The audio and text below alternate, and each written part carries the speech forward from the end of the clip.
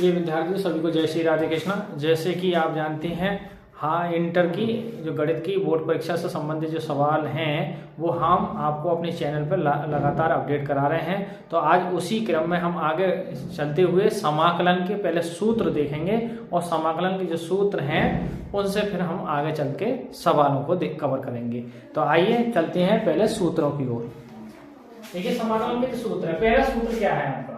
देखिए, सूत्र याद नहीं है तो आपको सवाल करने में बहुत परेशानी है, सवाल हो ही नहीं पाएगा। अब ये समाकलन, इसका समाकलन चिन्ह है x की पावर n है, तो ये क्या हो जाता है x की पावर n बटे n प्लस 1। जो भी पावर होगी उसमें एक जुड़ जाएगा। दूसरा सूत्र क्या है? देखिए, मैं पहले सूत्र आपको लिख के दिखाया है, इंटीग्रेशन dx ओवर x है।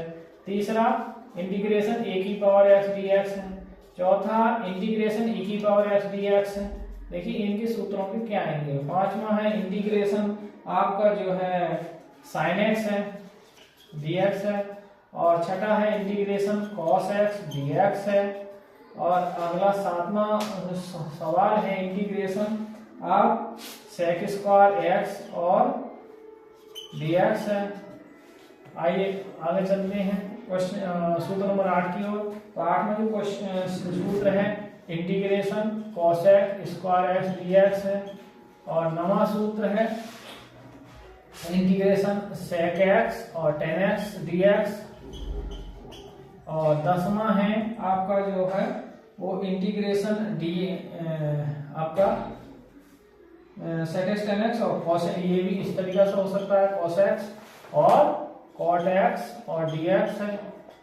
और 11वां है आपका, फिर जो 11वां है tan x है, इंटीग्रेशन tan x और dx है। 12वां है इंटीग्रेशन cot x dx है। तो इन्हीं सूत्रों को हम आगे देखेंगे।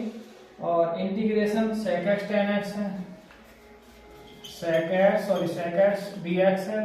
और आपका cos x है, cos x dx है।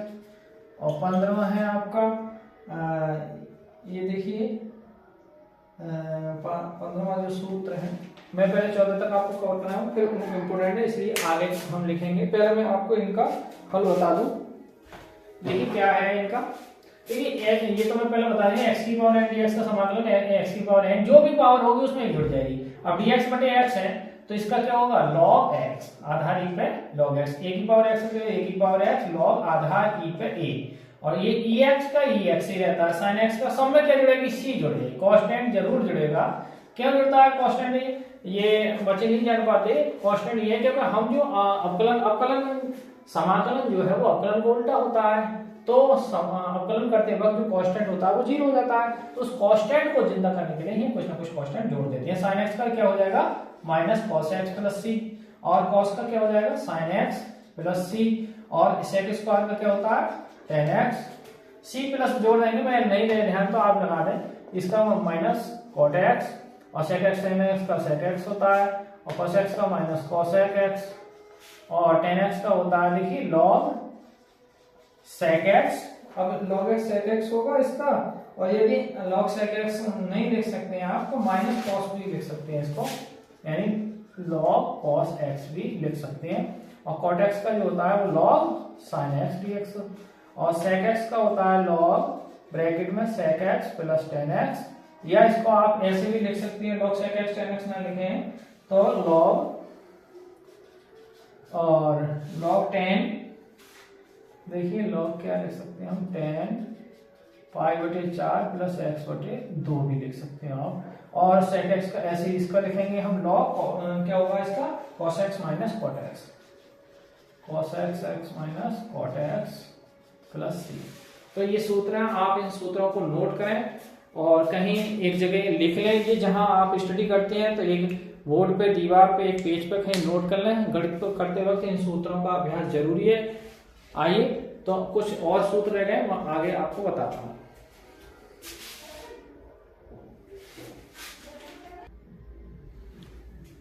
आइए विद्यार्थी क्वेश्चन, तो ये देखिए ये सूत्र आप और हैं, मैंने 14 तक लिखवा दिया। अब 15वें क्वेश्चन सूत्र की ओर चलते हैं। तो 15 सूत्र है a की power x sin bx dx। तो इसका सूत्र क्या है, देखिए बहुत इंपॉर्टेंट है, इसको याद रख लेंगे आप तो बढ़िया रहेगा। ए स्क्वायर प्लस बी स्क्वायर ई की पावर एक्स वैल्यू, और ब्रैकेट में देखिए क्या आएगा, ए, आप अगर इसे नोट कर ले ध्यान से तो A sine B x minus B cos B x. ऐसे इसका क्या आएगा, ई की power A x A square plus B square, बस थोड़ा सा उल्टा हो जाएगा इसमें, बस ये इसमें माइनस आ गया है तो आप इसमें क्या कर सकते हैं, इसमें प्लस लिखेंगे आप, यानी ए जो लिखेंगे आप ए कॉस बी एक्स और plus B sine B X. अच्छा ये है आपका, तो ये किसका formula, 1/a tan inverse x upon a का, ये किसका फॉर्मूला बन गया। देखिए फंक्शन का वो कांस्टेंट में फंक्शन करे तो किसका होता है, sine inverse x upon a का।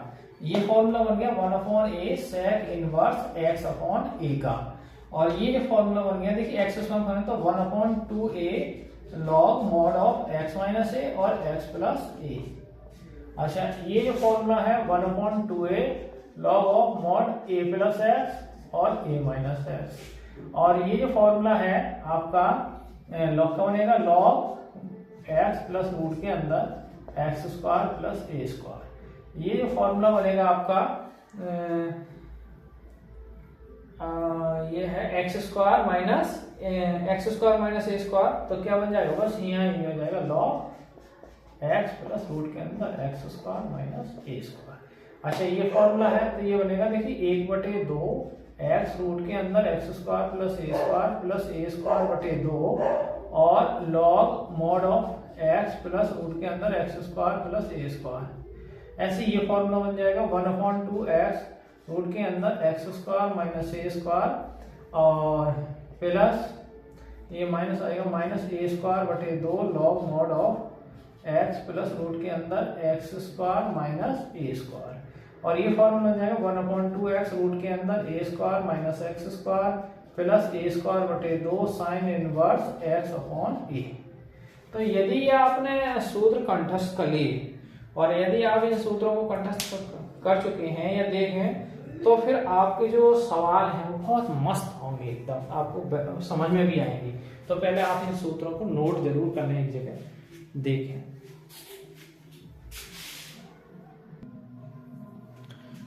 विद्यार्थियों को तो खंड समाकलन का एक सूत्र है, यदि दो फंक्शन गुणा में है तो कैसे करेंगे, ध्यान से समझिए इसको।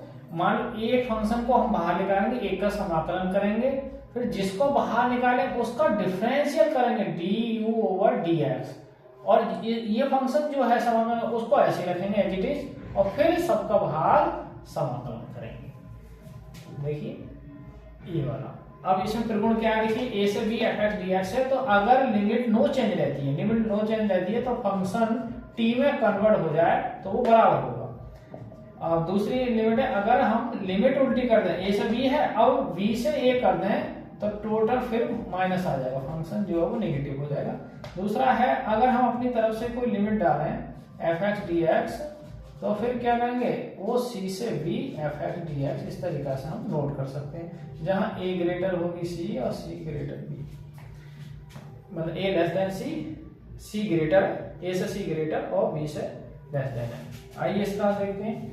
यदि लिमिट a से b है, कभी कभी क्या होगा कि दोनों लिमिटों को जोड़ के हम फंक्शन में से घटाएंगे, जैसे यहाँ फंक्शन a प्लस b ऊपर वाले लिमिट में फंक्शन घट जाए। और देखिए पांचवा, इस पे तो इतना इंपॉर्टेंट है ये त्रिकोण है कि इस पे जितना कहा सवाल जो है 8 नंबर का वो इसी पे आना है। लिमिट क्या है 0 से a, तो ऊपर वाली लिमिट में से क्या करेंगे, फंक्शन घटा देंगे। तो ये इस पे सवाल 8 नंबर का आना ही आना है। इस वाले त्रिकोण पे ध्यान से आप नोट करें इन सूत्रों को। और आइए आप चलते हैं कुछ सवालों की ओर। कुछ बच्चों ने कमेंट करके पूछे हैं कि ये सवाल सर हल करा दीजिए, तो आइए उन्हीं सवालों को आज हल कराते हैं और इसी त्रिकोण पे कराते हैं। ठीक है, आप नोट करें इन्हें। आइए विद्यार्थियों, क्वेश्चन बहुत ज्यादा इंपॉर्टेंट है और ये 8 नंबर का क्वेश्चन है। तो आइए मैं त्रिकोण से संबंधित कुछ क्वेश्चन दे रखा है। क्वेश्चन नंबर कुछ इस प्रकार है कि सिद्ध करो कि 0 से जो लिमिट है 0 से π/2 log sin x dx बराबर 0 से π/2 log cos x dx लाना है, या फिर -π/2 log 2 या फिर π/2 log 1/2 ये हमें लानी है। आइए तो इसका हल देखते हैं। सवाल इंपोर्टेंट है, तो क्या दे रखा है, इंटीग्रेशन 0 से π/2 log sin x और dx। तो अब इसको हम समीकरण 1 कह देते हैं। आइए अब त्रिकोण नंबर मैंने जो अभी बताया तो त्रिकोण नंबर 5 लगाएंगे यहाँ सूत्र के अकॉर्डिंग। तो लिमिट क्या है हमारी 0 से π/2 और ऊपर वाली लिमिट में से फंक्शन घटा दिया। तो क्या घटाएंगे भाई, देखिए आप sin π/2 माइनस x dx। अब देखिए एक नियम है त्रिकोणमिति में कि यदि हम साइन को 90 से तोड़ π/2 90 से तोड़ेंगे तो क्या हो जाएगा, ये cos x dx। ये बात आई। तो आप देख सकते हैं कि ये एक पार्ट आज का आ चुका है। अब हम जोड़ दें समीकरण 1 व 2 को जोड़ने पर, देखिए जोड़ेंगे हम तो लेफ्ट में जाएंगे, यानी i प्लस आई इधर हो जाएगा 0 से π/2 log sin x dx plus 0 से π/2 log cos x और dx। अब देखिए दोनों ओर से समाकलन और dx क्या है, आपका ओवेनिस्ट है, कॉमन है। तो हम निकालेंगे इसे i/2i 0 से π/2 और log sin x plus log cos x। अब चूंकि log का नियम है log m minus log plus log m का, कि दोनों जो log लेके अगर प्लस में है तो वो किस में आ जाएंगे, गुणा में। तो log क्या हो जाएगा, ये sin x और cos x। देखिए हम क्या करेंगे, सूत्र बनाने के लिए 2 से यहाँ गुणा कर देंगे अपनी तरफ से और 2 से क्या कर देंगे, भाग कर देंगे। तो log का नियम है कि m/n है तो वो माइनस लेकर अलग हो जाता है। तो 0 से π/2 और log ऊपर क्या देगा 2 sin x cos x, तो ये sin 2x का फार्मूला बन गया dx और लिमिट π/2 ये log 2 जो बटे हैं वो log 2 अलग हो जाएंगे। अब देखिए यहाँ थोड़ी देर के लिए क्या करेंगे, हम 2i चल ही रहा है, 2x को यदि हम t मान लें तो यहाँ से 2 और इसका क्या हो जाएगा x का dx और dt समाकलन। तो यहाँ से dx की जो वैल्यू आ जाएगी वो dt बटे 2 आ जाएगी। अब यहाँ ही रखें हम तो 2i सवाल में कुछ इस प्रकार से हो जाएगा log sin देखिए 2x की जगह मैं क्या रखूंगा t और dt बटे 2 और यहाँ log 2 क्या करेंगे, कॉमन करेंगे क्योंकि वो कांस्टेंट राशि है। तो 0 से क्या आ जाएगी π/2 और dx।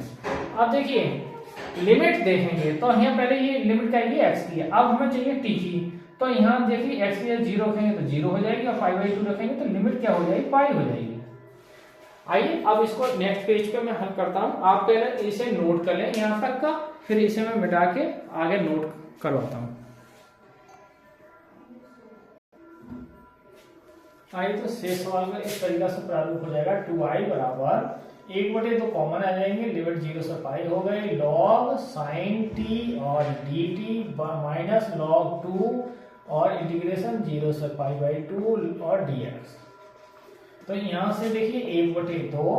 अब हम क्या करेंगे, देखिए अगर ऊपर वाली में लिमिट आधी करूं तो 2 से गुणा कर देंगे तो लिमिट हो जाएगी π/2 और log और t को मैं x से रिप्लेस कर रहा हूं तो sin x और dx और यहाँ log 2 और देखिए dx का क्या हो जाएगा समाकलन x और लिमिट कितनी है 0 से π/2। तो ये मैं बताऊं चूंकि x बराबर t मान लें तो dx बराबर क्या हो जाएगा dt। t की जगह x रख दिया और dx की जगह क्या है dt। तो अब 2 से 2 कैंसिल हो जाएंगे तो लिमिट क्या हो जाएगी 0 से π/2 log sin x dx और माइनस log 2 और लिमिट रखी जाएगी, पहले ऊपर अपर लिमिट रखी जाएगी फिर लोअर लिमिट रखी, लोअर लिमिट 0 है। देखिए अब ये 2i चल गया तो ये जो मान है समीकरण 1 से किस का मान बन गया, i का, इधर 2i तो माइनस log 2 और ये क्या हो जाएगा फिर π/2 तो बचेगा। तो अब यहाँ i 2 घट जाए तो 2i माइनस i बराबर क्या आएगा माइनस के π/2 log 2 घट के क्या बची i बराबर माइनस के π/2 और log 2। अब ये जो माइनस चाहो तो इधर लौटा दो और i की वैल्यू क्या है, फाइनल वैल्यू i की क्या आ गई 0 से π/2 क्या थी log sin x dx, i की वैल्यू ये थी बराबर अब ये क्या आ गया माइनस का π/2 log 2। अब ये माइनस अगर चाहें तो log के नियम से हम ऐसा भी लिख सकते हैं π/2 log 2 की पावर -1 -1 है पावर किसी की तो वो क्या आ जाएगा बटेगा 1/2।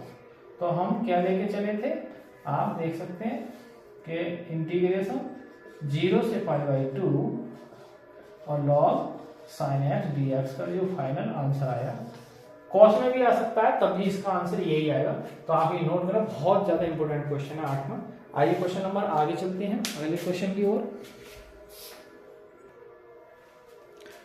तो आई क्वेश्चन नंबर 2 के लिए क्वेश्चन नंबर इस प्रकार सिद्ध करो कि 0 से इंटीग्रेशन π/2 dx बटे 1 प्लस रूट के अंदर dx बराबर लाना है π/4 लाना है। आइए इसका हल देखते हैं।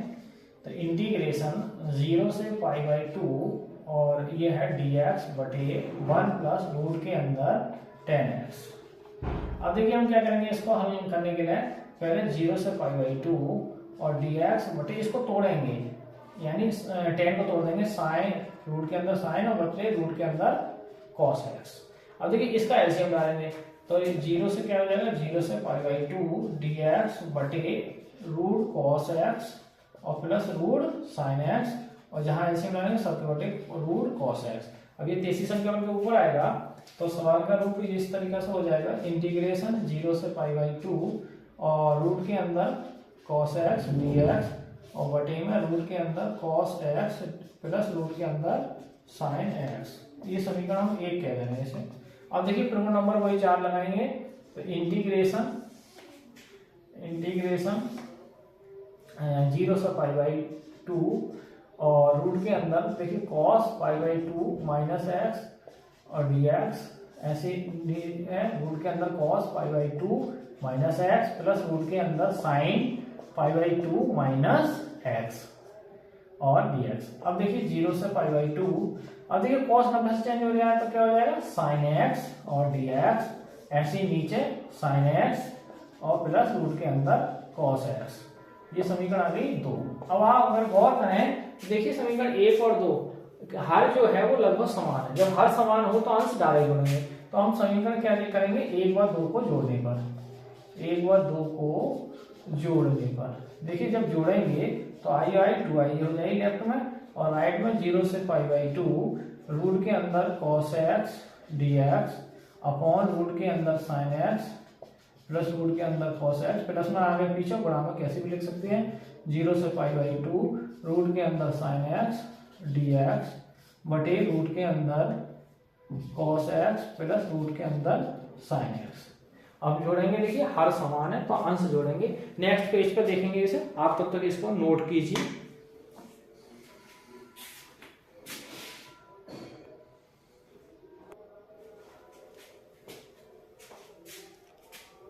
आइए तो क्वेश्चन नंबर आई देखिए 2i और क्या हो गया 0 से π/2। अब एलसीएम जो आएगा वो क्या आएगा, root sin x plus root cos x। तो हर जब समान हो तो अंश direct root sin x plus root के अंदर cos x और dx। अब देखिए हर और अंश समान है तो ये कैंसिल हो जाएगा, तो क्या बचेगा 0 से π/2 और dx, और dx का समाकलन क्या हो जाएगा, x लिमिट क्या है 0 से π/2, तो ऊपर वाली लिमिट में से नीचे वाली लिमिट घटाएंगे, 2i चल गया है तो 2i बराबर क्या बचा π/2 और बटे में लगेंगे, तो i बराबर क्या हो जाएगा π/4। तो i की वैल्यू क्या थी 0 से π/2 dx अपॉन रूट के अंदर 1 प्लस रूट के अंदर 10x का मान फाइनल जवाब क्या आ गया हमारा π/4। तो इसे नोट कर सकते हैं। तो इसी के साथ मैं आपको बता दूं कल हमारी कल की जो वीडियो है वो उसमें बहुत ज़्यादा इंपॉर्टेंट क्वेश्चन त्रिभुज से संबंधित हम कल फाइनल करा देंगे 8 नंबर के। उसके बाद दो रेखाओं के बीच की दूरी दिक् और दिक् कोसाइन पे कुछ सवाल होंगे, कुछ कार्तीय समीकरण है, सदिश समीकरण है उससे संबंधित कराएंगे, फिर वृत्त और द्विवृत्त का क्षेत्रफल भी कराएंगे हम। तो और कुछ इंपोर्टेंट क्वेश्चनों की श्रृंखला जो है हमारे चैनल पर आपको लगातार अपडेट मिलती रहेगी। बोर्ड परीक्षा में आने वाले संभावित प्रश्नों की ये श्रृंखला चल रही है, तो आप हमारे चैनल दिव्यांशी क्लासेस 96-98 पर बने रहिए और भी बच्चों को क्या करिए, और भी बच्चों को आप लाइक और सब्सक्राइब करवाइए, उन बच्चों का भी कल्याण हो और वो भी एक अच्छे नंबरों से उत्तीर्ण हो, पास हो। इसी के साथ सभी को जय श्री राधे कृष्ण।